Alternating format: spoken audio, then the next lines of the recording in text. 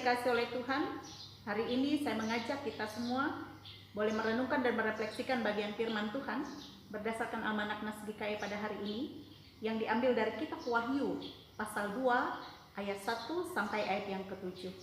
Silakan Bapak Ibu boleh membaca firman Tuhan ini di rumahnya masing-masing.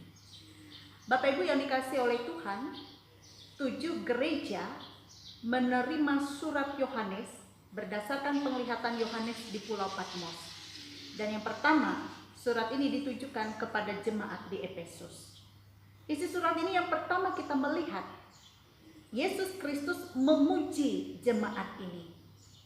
Apa pujian kepada jemaat, kepada gereja di Efesus?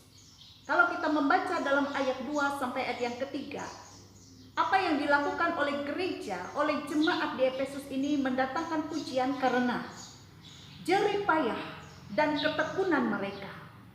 Mereka tidak sabar terhadap kejahatan. Artinya gereja ini adalah sebagai gereja yang baik, gereja yang menjalankan fungsinya dengan baik.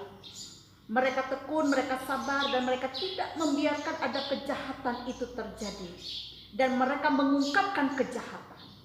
Boleh dikatakan gereja ini sebagai gereja yang menjalankan fungsinya dengan baik, gereja yang sehat.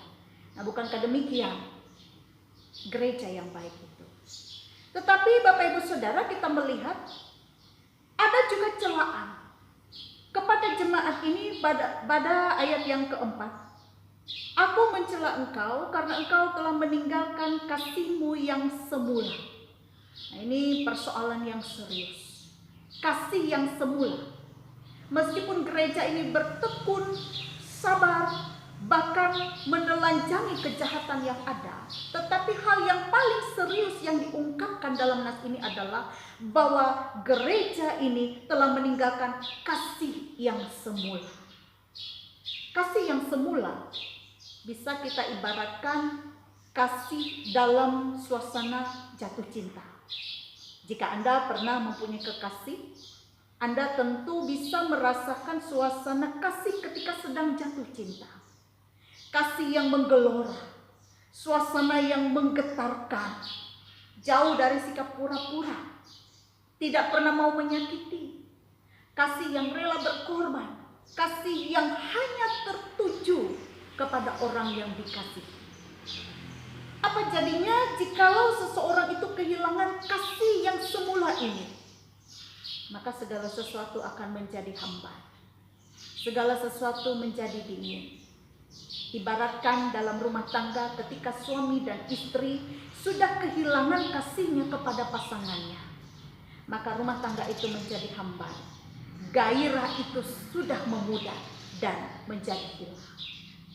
Demikian juga Bapak Ibu Saudara, dalam relasi kita orang-orang percaya kepada Kristus, maka kita pun juga mendasari relasi kita atas dasar kasih Kristus, kasih kepada Allah, yang juga ditunjukkan dalam relasi kita kepada sesama manusia. Kasih kepada sesama. Saudara-saudara, orang yang telah percaya kepada Kristus, ia mengalami kelahiran baru dan menikmati kasih Kristus itu. Dan kasih Kristus itulah kasih yang semula yang diberikannya kepada kita orang-orang yang percaya. Sehingga kita yang menerima kasih Kristus itu, maka kita juga harus memberlakukan kasih itu kepada Allah dan juga kepada sesama. Di sini kita melihat dalam bagian firman Tuhan ini, jemaat Efesus di sini, meskipun dikatakan mereka giat, mereka berjerih payah, mereka mengungkapkan kejahatan, menelanjangi kejahatan yang ada, tidak membiarkan kejahatan itu ada di tengah-tengah jemaat, tetapi mereka kehilangan kasih yang semula. Artinya segala sesuatu yang mereka lakukan itu hanya sekedar pemenuhan tugas tanpa kasih, tanpa makna. Sehingga apa yang dilakukan itu menjadi sesuatu yang hampa. Kenapa ini terjadi?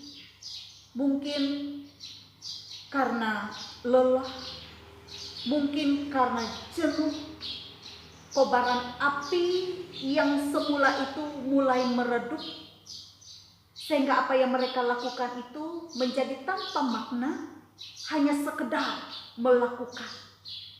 Bahkan terjadi pergeseran makna pelayanan-pelayanan yang dilakukan, yang awalnya berpusat kepada Allah menjadi berpusat kepada diri sendiri.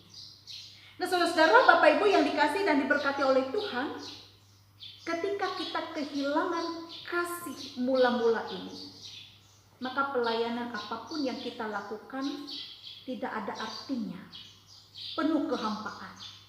Apalagi karena dilakukan tidak dengan sepenuh hati. Oleh sebab itu, peringatan kepada jemaat di Efesus di sini supaya mereka segera bertobat dan juga melakukan lagi apa yang semula mereka lakukan. Karena kalau tidak, dikatakan dalam nas ini, maka Tuhan akan mengambil kaki Dian itu dari tempatnya. Kaki Dian, cahaya kemuliaan Tuhan. Kaki Dian, gambaran kehadiran Tuhan di tengah-tengah umatnya. Saudara-saudara, Bapak Ibu yang dikasihi dan diberkati oleh Tuhan, meskipun gereja Efesus boleh dikatakan gereja yang menjalankan fungsinya dengan baik, tetapi Tuhan Yesus lebih menekankan hal yang lebih penting lagi adalah apa yang dilakukan, pelayanan yang dilakukan, hendaklah itu berdasarkan kepada kasih mula-mula, kasih Kristus itu sendiri. Sehingga mengingatkan kita semua Bapak Ibu, dalam apapun yang kita lakukan di masa sekarang, di zaman sekarang, untuk bisa melakukan setiap pelayanan, setiap tugas kita, tanggung jawab kita, dengan tetap menjaga ketulusan hati, itu jauh lebih penting dari segalanya. Daripada melakukan itu hanya untuk sekedar, daripada melakukan itu hanya untuk kemegahan diri sendiri. Dan ingat, apa yang Yesus maksudkan di dalam bagian nas ini, bahwa segala sesuatu dilakukan, yang paling penting dan terutama adalah untuk Dia, untuk kepujian dan kemuliaan bagi nama Tuhan, bukan untuk kemuliaan dan kemegahan diri. Dan pelayanan untuk kemuliaan Tuhan tetap dalam kesadaran kita bahwa gereja kita semua, termasuk saya dan Bapak Ibu, bahwa kita senantiasa bergantung kepada Tuhan saja di dalam segala sesuatu.